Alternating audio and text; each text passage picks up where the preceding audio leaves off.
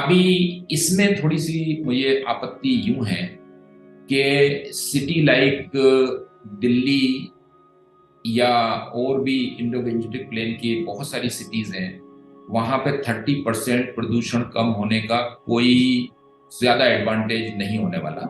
Reason क्या है कि जैसे आप देख लीजिए, 30 पर अभी एयर क्वालिटी वेरी पुअर में है, 30% कम कर दो तो वेरी पुअर में रहेगी। 400 एयर क्वालिटी है, 400 के अंदर से आपने अगर 30%, 25% उसके अंदर कम कर दिया सपोज, तो वो वेरी पुअर में थी, वेरी पुअर में ही रहेगी।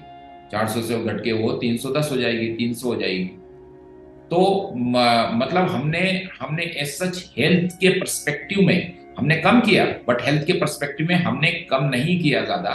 मतलब हेल्थ के पर्सन में कोई फर्क नहीं पड़ा। जबकि आप दूसरी जगह देख लीजिए, बहुत सारी जगह ऐसी हैं जबकि एयर क्वालिटी सेटिस्फैक्ट्री और गुड में रहती है, अगर आप उसको 30% कम करना चाहें तो भी नहीं कर सकते।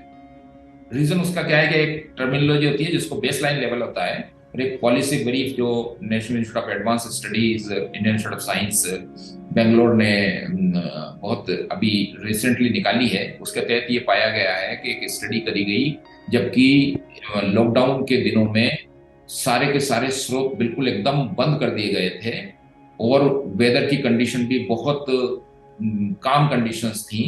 उस हालात में भी प्रदूषण को नापा गया, और वो जो नापा गया है जो एंथ्रोपोजेनिक सोर्सेस के बिना है, वो वो लेवल वो होता है, वो लेवल हर सिटी से का अलग अलग होता है, और वो लेवल उसको बोलते हैं हम बेसलाइन लेवल, आधारभूत लेवल कहलाता है। और वो लेवल ऐसा होता है जिसमें कि लॉन्ग पीरियड ऑफ टाइम में वहां पे रहने वाले लोगों की ससेप्टेबिलिटी हो जाती है उसकी, and they are immune to that particular level which is not going to be harmful to them.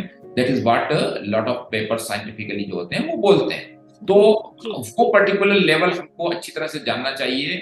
उससे ज्यादा अगर हम कोशिश करते हैं तो नहीं होगा, लेकिन ये भी मानना होना चाहिए कि वो लेवल हमारे लिए सेफ लेवल।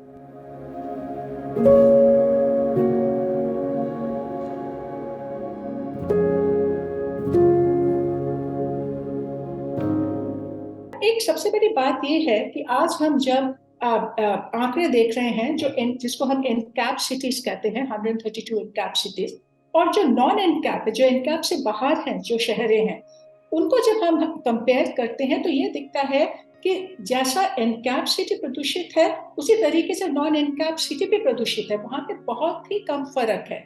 और दोनों में ही हम देख रहे हैं ज्यादातर के नॉर्दर्न इंडिया में कि उनको अगर टारगेट दिया जाए कि जो नेशनल एम्बिएंट स्टैंडर्ड्स हैं, जो मानक बनाए गए हैं साफ हवा के लिए, अगर उसको मीट करना है तो 50% तक उनको प्रदूषण को घटाना है। तो इससे पता चलता है कि जो ये प्रदूषण की समस्या है, ये सिर्फ एनकैप सिटीज में ही सीमित नहीं है, ये एक पूरे देश में, इससे नेशनल लेवल एक चैलेंज है हमारे लिए, चुनौती है। तो उसके अब हमें ये समझना है कि एनकैप से फिर हमें फायदा क्या हुआ अभी तक, क्योंकि वो समझना भी बहुत जरूरी है।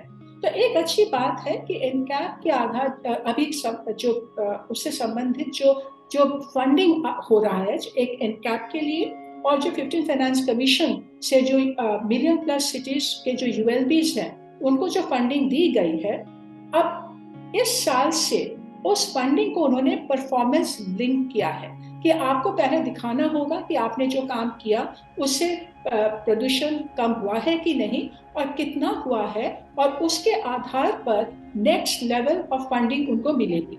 पर अभी तक जो क्राइटेरिया बनाई गई हैं ये परफॉर्मेंस को असेस करने के लिए, वो PM10 से जुड़ा हुआ है, और PM10 ज्यादातर एक धूल से ज्यादा उसको हम पाते हैं। वो कंबस्शन सोर्सेज, जो गाड़ियां, जो इंडस्ट्री, जो हम जो जलाते हैं, जो गंदगी जलाई जाती है, वहां से जो छोटे कण हैं जो PM2.5 है वो ज्यादा निकलते हैं। तो हमारी यही उम्मीद होगी कि जो परफॉर्मेंस के लिए PM2.5 को लिया जाए, ताकि नहीं तो जो हो रहा है अभी, जो फंडिंग आ रही है वो डस्ट मैनेजमेंट से ज्यादा जुड़ी हुई है, पर कंबस्शन सोर्सेज के मैनेजमेंट से उतना ज्यादा जुड़ा नहीं हुआ है अभी तक। तो यही इंपॉर्टेंट इश्यूज है कि हम इसको और भी कंप्लायंस ओरिएंटेड करना पड़ेगा हमें ये प्रोग्राम को, ताकि जो इम्प्रूवमेंट हम जो हमारी उम्मीद है उसको हम वेरीफाइबल और मेजरेबल करें।